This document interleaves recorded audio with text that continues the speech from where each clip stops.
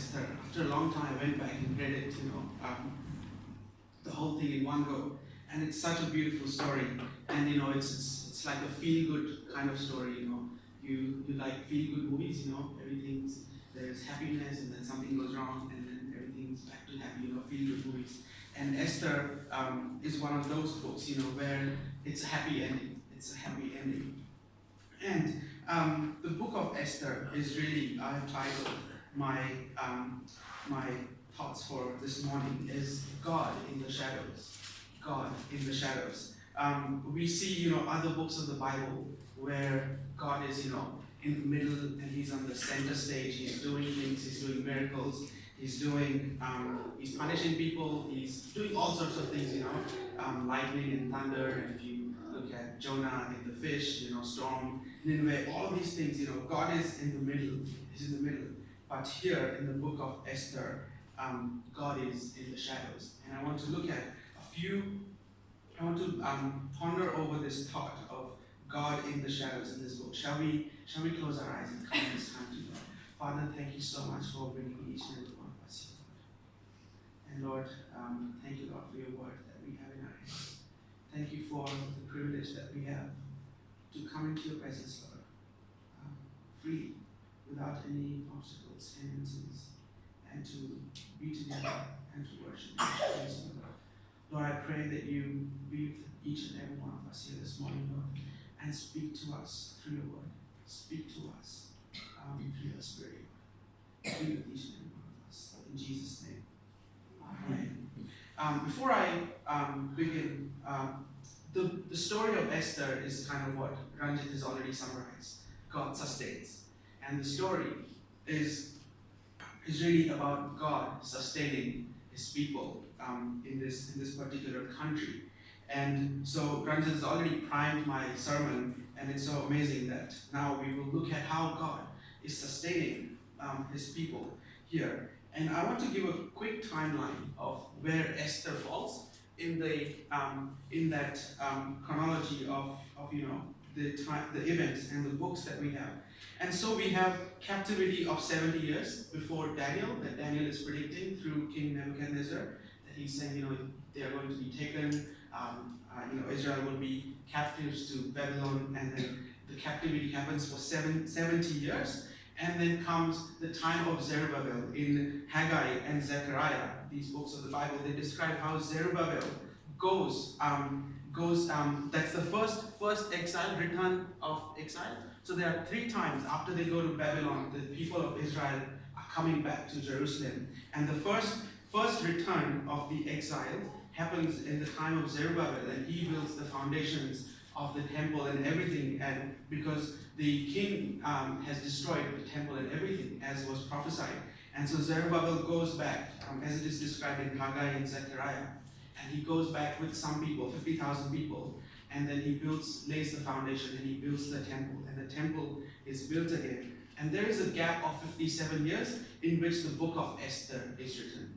And then there comes the time of Ezra, and again, in the time of Ezra, people are going back to Jerusalem, and Ezra is he is carrying on the work that was started by Zerubbabel. And there's a gap of 12 years, and then in the time of Nehemiah, the wall is rebuilt. If you remember, Nehemiah asked the king to let him go and build the wall, and the king provides all of those things, as David Uncle was saying a couple of weeks ago. And so there is that timeline in which Esther takes place after Zerubbabel has taken people, exiles, back to Jerusalem. There are some people that are left behind, and Esther and the people of the Jewish people in that time who are left behind. And the story is about these people. For those of you who are not familiar with the book of Esther, I just want to give a very quick rundown of what this book is all about.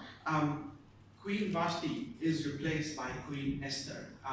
Vashti is deposed as a queen by the king Ahasuerus, and she is being replaced by Esther. And then Mordecai is Esther's guardian parent, as Uncle was saying last week.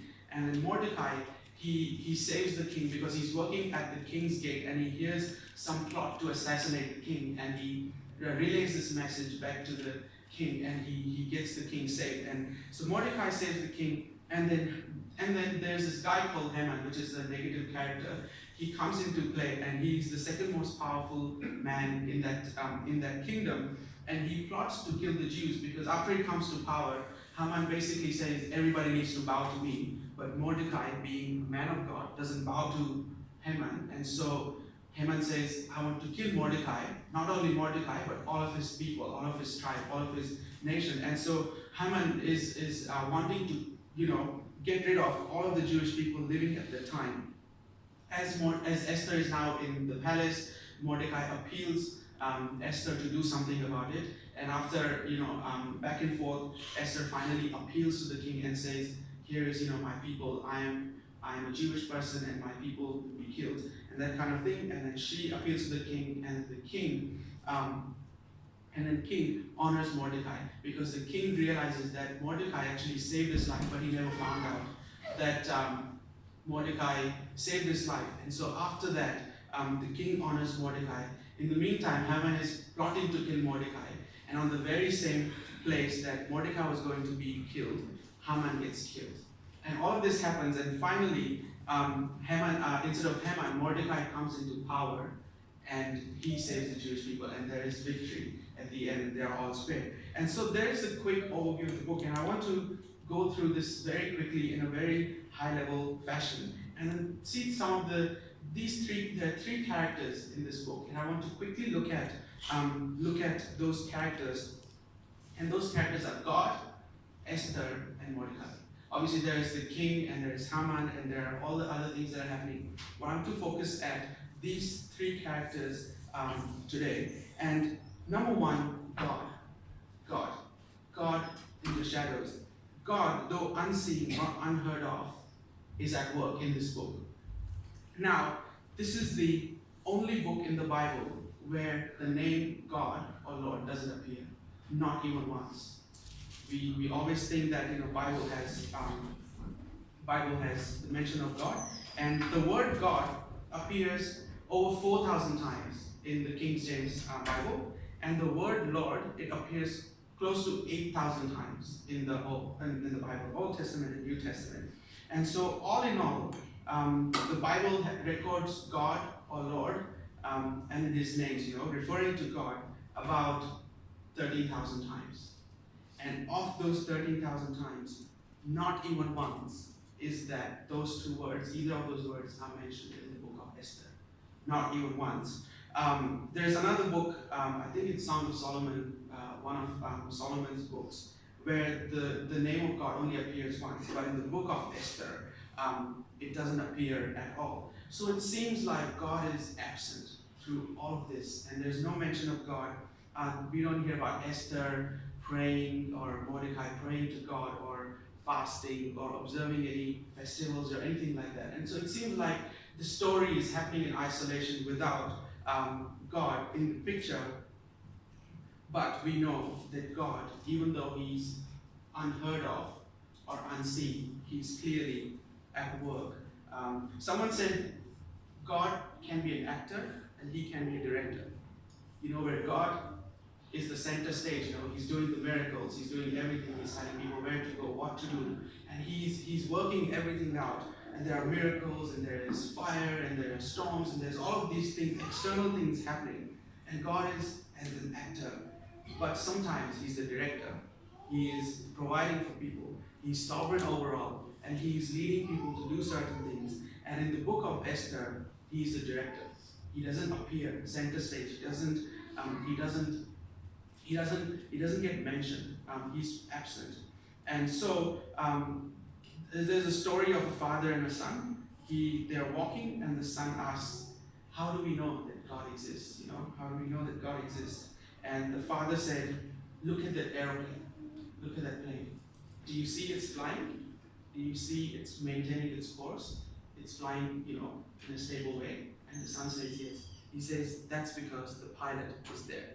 Even though you can't see the pilot, we know because the plane is going on its course. It's doing well. We know there is a pilot behind it. And that's the story of Esther. We don't see God. We don't see that pilot in action, in control behind that behind that control, but we know that God is in control, and He is working in and through lives of Esther and Mordecai. And so in Romans chapter 1 verse 20, it says about God, for His invisible attributes, namely His eternal power and divine nature, have been clearly perceived ever since the creation of the world in the things that have been made. Here Paul is talking about how people have no excuse to say there is no God, because he's saying, if you look at the creation, if you look at the world, you can clearly see God's invisible attributes and His eternal power and divine nature in the creation that we see around us. And so I want to give you 3 reasons how, even though God is not mentioned, He's not heard of, He's not seen, He doesn't speak in this book, how we know God is at work. The first thing is that a foreigner and a minority people gain position of power and influence. A minority people and foreign people gain a position of power and influence. Does this sound familiar in the Bible? Anyone? Can you give some examples of who? Joseph. Sold into slavery into Egypt, thrown into prison, but he rises to power and he becomes second in charge. Anyone else? Daniel as well. He's before the Esther's time. Daniel is one of the captives in Babylon, and he rises to power because God is with him. And that's how we know God is at work in this book and in this story, because Esther, a Jewish girl, and Mordecai, a Jewish person, they rise to power and they come to a position of power and influence, and that's how we know God is at work. The second reason is that we know in this whole story, it's all about saving God's people. So many books of the Bible where the theme of the book is God saving His people. Someone said God is in the business of saving people. He likes to save His people. He doesn't forget His people. And here, even though this Jewish remnant who are in Persia, they are far away from their homeland. They've been away probably for 70 years, longer than 70 years, 120 years. And some of them not even born in that time. They're all born in this foreign land. And here we see God is working in and through Mordecai and Esther to save lives. And 1 Timothy 2:4 says that God wants all people to be saved and come to a knowledge of truth. He wants all people to be saved. I think it's 1 Peter that he says, God doesn't want anyone to perish. He doesn't want anyone to perish. And so that's how we know God is involved in the story, because ultimately the story is about God saving His people. And the third thing, which is very interesting, towards the end of the book, is that when Mordecai and Esther really become an influence in that kingdom, people start fearing Jews. They start fearing Jews. In Esther chapter 8, 16 and 17, it says, for the Jews, it was a time of happiness and joy, because now they've killed Haman and everything is over. So it was a time of happiness, gladness, joy, and honor. And in every province and in every city to which the edict of the king came, there was joy and gladness among the Jews, with feasting and celebrating. And many people of other nationalities became Jews, because fear of the Jews has seized them.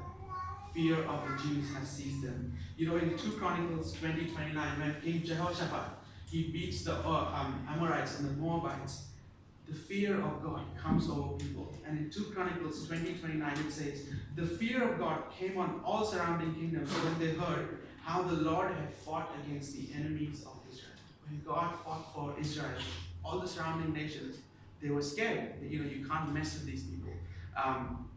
In Deuteronomy 11:25, after God has given His covenant, He says, for those who obey and those who follow His commandments, He says, no one will be able to stand against you. The Lord your God, as He promised you, will put the terror and fear of you on the whole land, wherever you go. So He's saying, wherever you are, people will fear you, not because you are fearful people, but because I am your God. Because God is saying, I will defend you. And here we see that the people become Jews here, or at least trying to be Jews, so they don't get killed.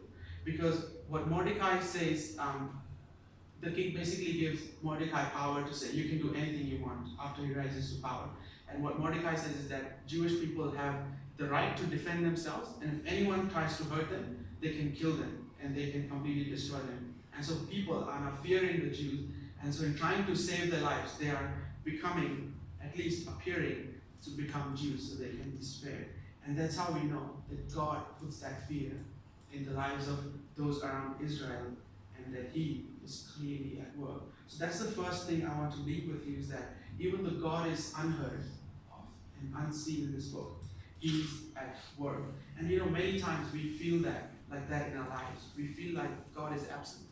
We feel like He's not really there, It feels like our prayers are just going up to the ceiling and coming back, not going anywhere.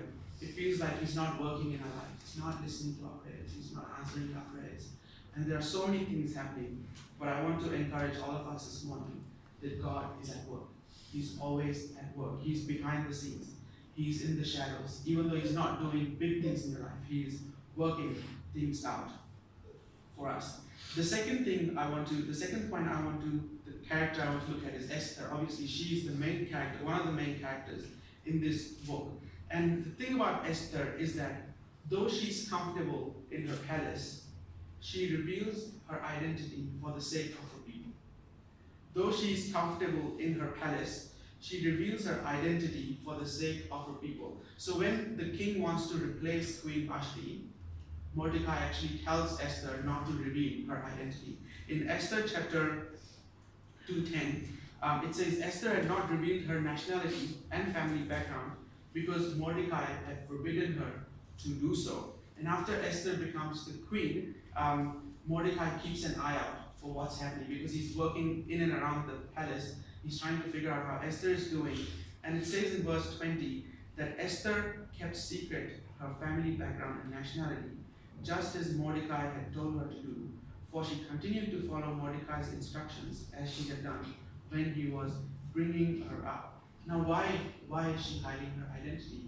It's because she fears death.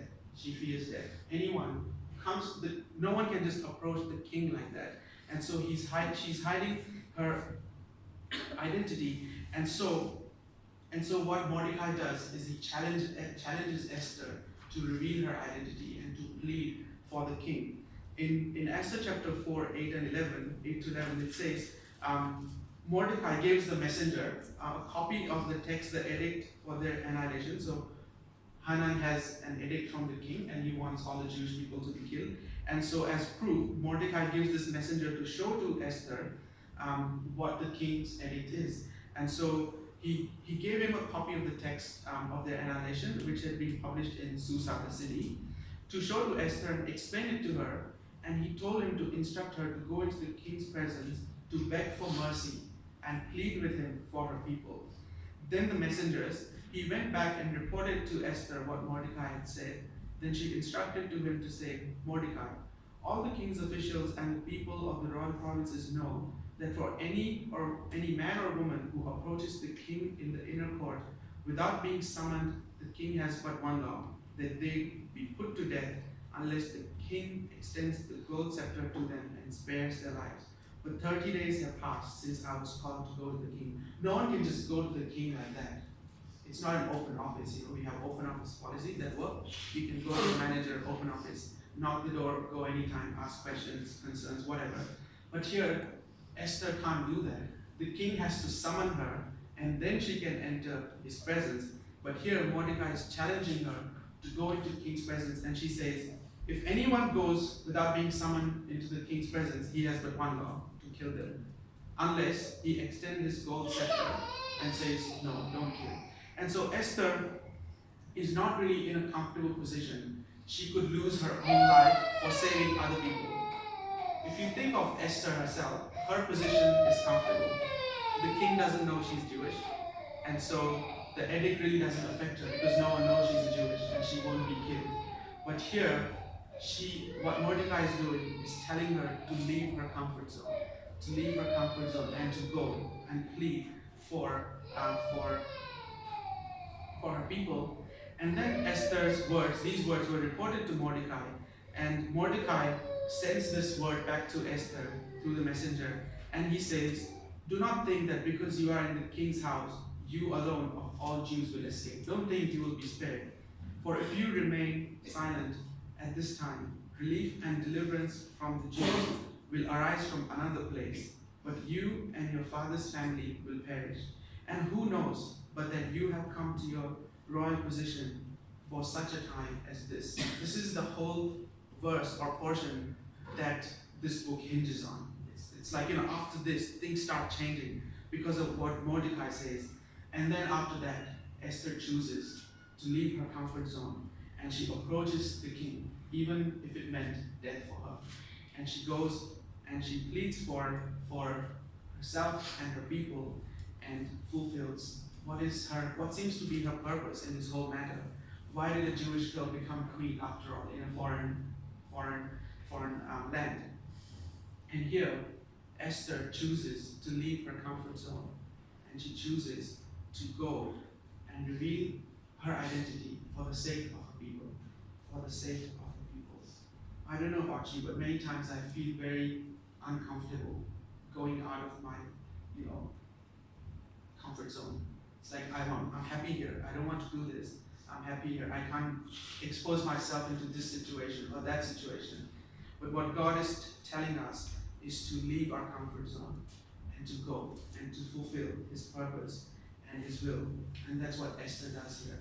She goes out of her comfortable place in the palace and she goes and reveals her identity for the sake of her own people. Finally, Mordecai. Though he is in a place of power and position, he seeks the good of his people. Here is someone who is a good leader. If you read, the book of Kings, Samuel, Chronicles, these books, if you read them, you'll see king after king after king who does evil in the eyes of the Lord. They are in position of power and influence, but they are unable to actually do anything good for their people. They're just serving their own purposes, their own agenda, their own wishes, but not actually the people. And so I have a map of what this palace looked like. And here it shows the King's Gate on the bottom left corner. And that's the King's Gate. And over there is the throne hall. And Mordecai is working at the King's Gate. He's working at the King's Gate. People say he's probably working as a guard or as some sort of judge, as an official in the kingdom. And so after Haman is executed, the king actually says, you know what, because Haman wanted to kill you, you take Haman's position. And Mordecai, becomes second person in charge. And he has access to the palace and all the good things that come with the palace. He was in the periphery of the palace, but now he's going inside. He's meeting other people. He has a new sort of lifestyle. He doesn't wear the same clothes anymore. He rides horses. It says, if you read Esther, it says he was paraded in the city in his royal robes. And he has a lot of honor and respect and power and reputation. And he goes to the palace, but he doesn't forget the mission. His mission is to save, to seek the good of his people. He doesn't forget his mission. And we all know that the Bible and even our human history is full of leaders who abused and used their power to harm and hurt other people around them. Sometimes their own people, sometimes people of other countries. And everybody wants to be leaders, but no one wants to be servants. Everybody wants to be leaders, but no one wants to be servants. And here is an example of Mordecai, who is an example of a true leader and servant. He wants the good of his people. And what he does is that he does a reform, and he overturns the edict, and he says actually Jewish people have the right to defend themselves and to kill others if anyone hurts them. And so at the end of the book, Esther chapter 10, it says in verses 1 to 3, kind of summarizing or closing off the book, it says, then King Xerxes imposed tribute throughout the empire to its distant shores, and all his acts of power and might, together with full account of greatness of Mordecai, whom the king had promoted, are they not written in the book of annals of the kings of Media and Persia? Mordecai the Jew was second in rank to King Xerxes, preeminent among the Jews, and held in high esteem by his many fellow Jews, because he worked for the good of his people and spoke up for the welfare of all the Jews. Because he worked for the good of his people and spoke up for the welfare of all the Jews. Even though he was in a position of power and influence, he didn't use those things to serve himself and to indulge himself in all sorts of worldly things, but he actually made a difference in the lives of the people. And through Mordecai, so many Jewish people were saved. And so these three things I want to leave with you: God, Esther, and Mordecai, and how each of these characters play a role in the story of Esther. But how is the story relevant to us? It's just, it can just be a feel-good story at the end of the day. How is the story of Esther relevant to us? Because if we look at the life of Jesus and his mission, it closely resembles all of the three things that we have looked.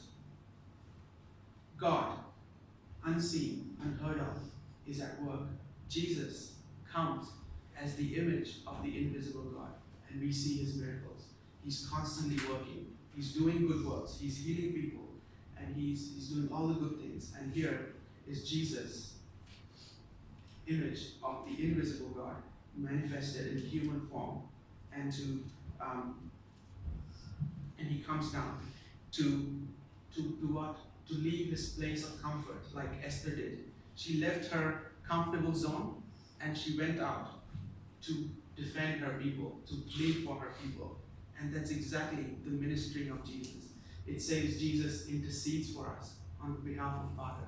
And here, as Esther is pleading for her people to save their lives, it is same with Jesus. He is going and he's interceding for us as a priest, like the writer of Hebrews says.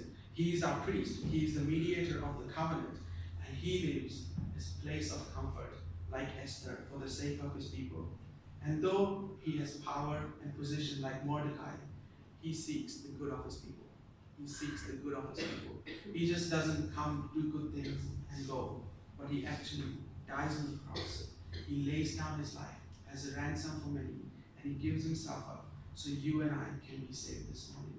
And we all know this verse from Philippians chapter 2, exactly summarizing all of this that we just looked at. Philippians chapter 2. You all turn your Bibles and we'll close with this. Philippians chapter 2, verses 5 onwards.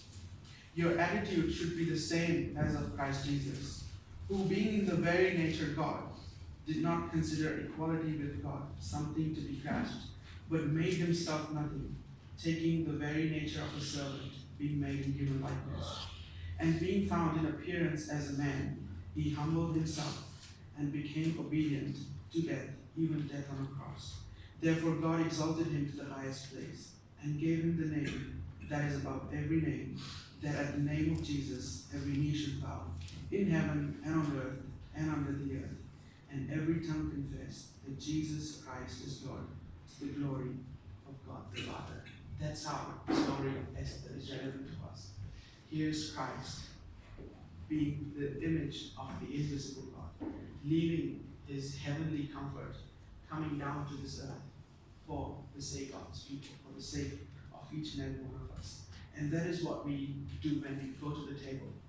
We remember the price that he paid, the things that he did, so that we could be saved. Mordecai didn't have to do anything. He just had to write an edict on the king's seal, and then things were done. But here, Jesus had to give his own life to redeem you and I from death and the power of sin. So as we close our eyes and we ponder all the good things that God has done for us, how many times we continue to live in our comfort zone, just being happy all the time. Even those of us who are in a position of power and influence, how many times have we used that for the good of the people, doing God's purposes and will rather than our own? Father God, Thank you so much for giving us this time and explaining us through your word of how the story of Esther is relevant to us. Lord, it's not just a good story, but it portrays the ministry of your Son and our Lord Jesus Christ. Lord, we thank you so much for doing everything, for dying on the cross, shedding your blood, and coming down to seek and save the lost. Lord, thank you and praise you, Lord. Be with us as we continue to examine ourselves and be the people that you want us to be. In Jesus' name.